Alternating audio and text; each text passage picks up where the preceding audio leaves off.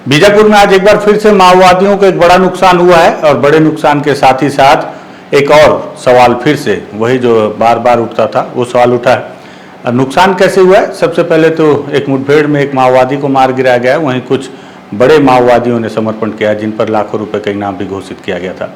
क्या है पूरा मामला, इस पर विस्तार से बात करते हैं। नमस्कार, मैं विकास तिवारी हूँ और आप बस्तर टॉकीज देख रहे हैं।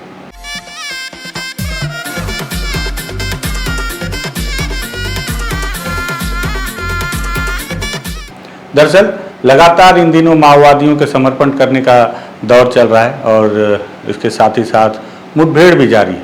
तो बीजापुर में आज दोनों ही काम हुआ है, एक मुठभेड़ भी हुई है और एक बड़ा समर्पण भी हुआ है।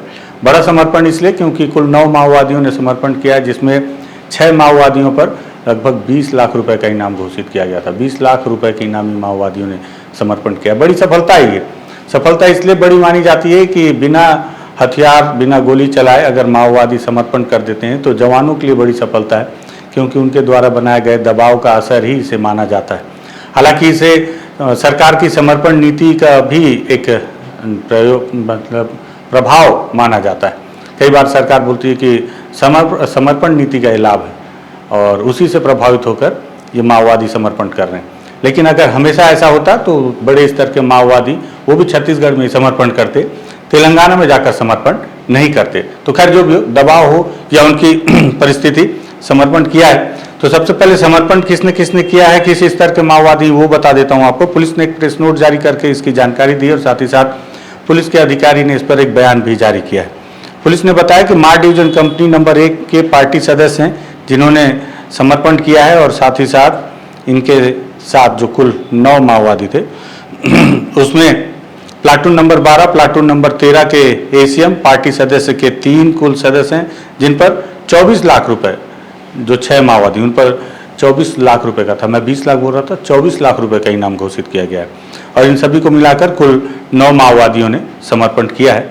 और समर्पण करने के बाद पुलिस का कहना है कि इन्हें सबसे पहले 50-50 हज़ार रुपये का चेक प्रदान किया गया है जो प्रोत्साहन राशि के तौर पर है, और उसके बाद सरकार की जो समर्पण नीति है उसका लाभ भी इन्हें जल्द दिया जाएगा।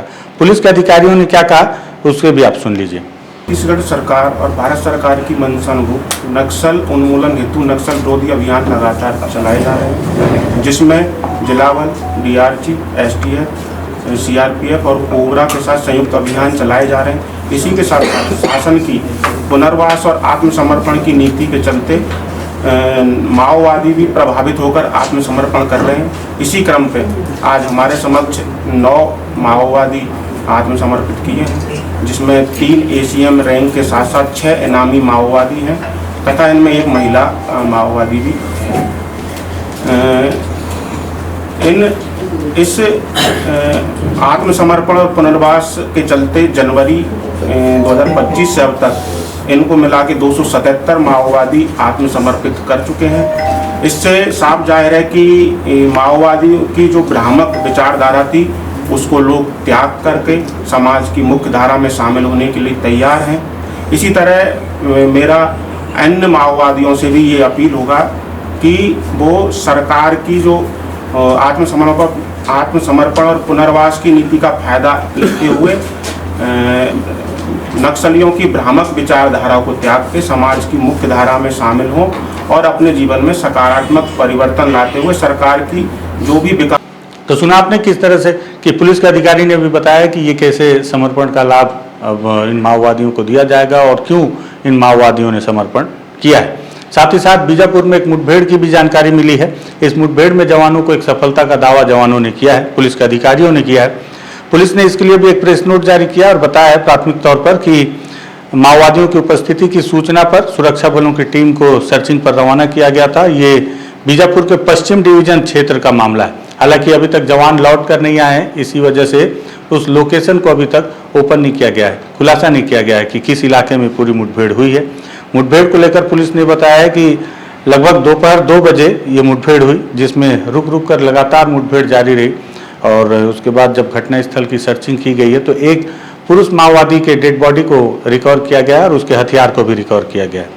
इस संबंध में अभी जब मैंने फ़ोन के माध्यम से बीजापुर के एडिशनल एसपी से बातचीत की तो उन्होंने कहा कि फोर्स अभी तक लौटी नहीं है और लौटी नहीं है। यही वजह है कि जो मारा गया माओवादी है ना ही उसकी शिनाख्ती की जा सकी है और उसके पास से कौन सा हथियार है उसकी जानकारी भी नहीं मिली है। हथियार के बाद ही इस बात से खुलासा होगा कि मारा गया माओवादी किस स्तर का था, संगठन में उसकी क्या भूमिका थी और कितने लाख का उस पर इनाम था, और उसी से बात को हम समझ पाएंगे कि ये सफलता कितनी बड़ी है जवानों के लिए।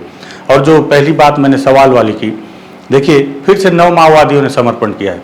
कल के वीडियो में आपने देखा होगा कि मैंने गरियाबंद के उस माओवादी, युवा माओवादी से जो बातचीत की, जिसने बहुत लंबे समय के बाद ऑटोमेटिक वेपन के साथ समर्पण किया है, उसने किस तरह से तरकीब बताई कि जब उसको भी समर्पण करना था तो हथियार का डर उसके मन में भी था कि हथियार लेकर जाएगा तो ऐसा ना हो कि पार्टी के लोग उसकी हत्या कर दें या उसे नज़रबंद कर दें, और इस तरह के डर से वो सचेत था और उसने अपने हथियार को, ऑटोमेटिक वेपन को, ऐसा भी नहीं कि भरमार या 12 बोर जैसा दोयम दर्जे का हथियार हो, ऑटोमेटिक वेपन था, उसे उसने सबसे पहले छुपा दिया और बिना हथियार के वो समर्पण करने आया। और जब वो समर्पण कर दिया और फिर उसने पुलिस को बताया कि उसने अपने हथियार को किस तरह से छुपा के रखा है, तो फोर्स के साथ वो वापस जाकर अपने हथियार की निशानदेही करवाकर उस हथियार को लेकर वापस आया बहुत लंबे समय के बाद। आपको याद हो अगर तो एक किरण का मैंने इंटरव्यू किया था। किरण ने जब बस्तर में IG SRP कल्लूरी हुआ करते थे उस समय उसने ऑटोमेटिक वेपन के साथ सरेंडर किया था यहाँ बस्तर में।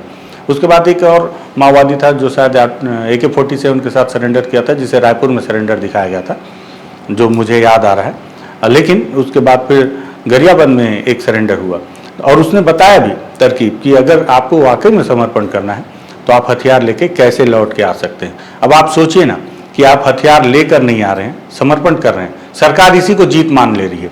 लेकिन एक सवाल तो ये भी उठता है ना कि अगर मान लीजिए कल सरकार कोई ऐसा काम करे जिससे फिर से आदिवासियों में विद्रोह उत्पन्न हो, तो विद्रोह होगा तो संगठन को फिर से लोग मिल जाएंगे काम करने वाले, हथियार कहाँ से मिलेंगे? तो ये हथियार जो माओवादी छोड़ कर आ रहे हैं संगठन में वापस, उन हथियारों के बल पर हो सकता है कि संगठन फिर से अपने आप को खड़ा कर ले। ये कयास है मेरा, एक हो सकता है ऐसा हो या हो सकता है ऐसा ना भी हो। दूसरी एक तस्वीर और मेरे पास आई है। बीते दिनों माओवादियों ने अपना शहीदी सप्ताह मनाया।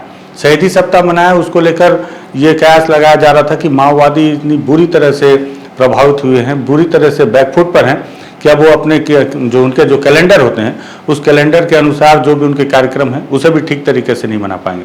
लेकिन मुझ तक जो एक वीडियो सामने आया माओवादियों का, उसे देखकर लगता है कि माओवादियों ने अपने इस शहीदी सप्ताह को लेकर भी कोई बड़ा कार्यक्रम किया है। हालांकि ये तस्वीर एग्जैक्ट कहाँ की है तो मुझे नहीं पता, क्योंकि मेरे पास किसी माध्यम से पहुँची है। लेकिन इस वीडियो को देखकर लगता है कि माओवादियों ने कोई बड़ा आयोजन किया था, जिसमें आप देख रहे हैं कि माओवादियों की चेतना नाट्य मंडली है जो किस तरह से नाच गाना कर रही है और अपने मारे गए साथियों को श्रद्धांजलि भी दे रही है। माओवादी, हालांकि इसके पहले आपको याद हो तो एक RK का बहुत बड़ा स्मारक बना हुआ था, जिसमें एक बहुत बड़ा आयोजन भी माओवादियों ने किया था, जिसमें मैं नहीं पहुंच पाया था किसी कारणवश। लेकिन हमारे जो प्रिय साथी रहे, मेरे छोटे भाई स्वर्गीय श्री मुकेश चंद्राकर जी, वो पहुँचे हुए थे और उनके माध्यम से ही हमने भी आपको कुछ तस्वीरें दिखाई थी। उस समय का आयोजन आपने देखा होगा कि कितना वृहद आयोजन किया था। लेकिन उसके अगर तुलना में देखें तो ये छोटा आयोजन लग रहा है, लेकिन उसके बावजूद आज जब माओवादियों का महासचिव भी अपने मतलब पार्टी अपने महासचिव को भी सुरक्षित नहीं रख पा रही, उसके बावजूद वो शहीदी सप्ताह में अगर इस तरह के कार्यक्रम आयोजित कर पा रहे हैं, तो आप सोचिए कि अभी भी उनकी क्या स्थिति है, उनके मनोबल की क्या स्थिति है और साथ ही साथ उनके दिमाग में क्या चल रहा है।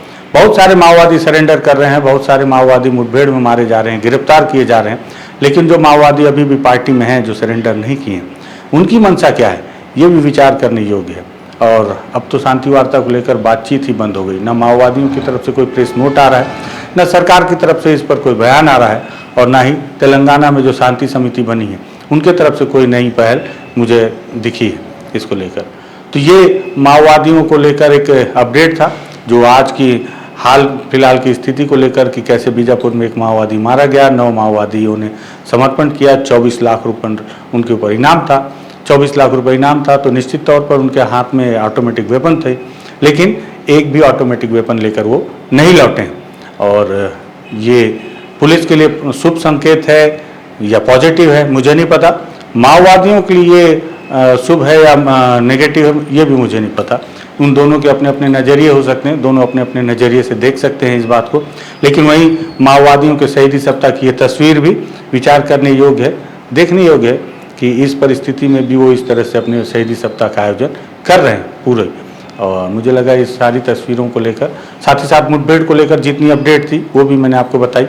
मुझे लगा इन सारी जानकारियों को लेकर आज आपके सामने इस वीडियो को तैयार करूं, तो इसलिए इस वीडियो को हमने तैयार किया है।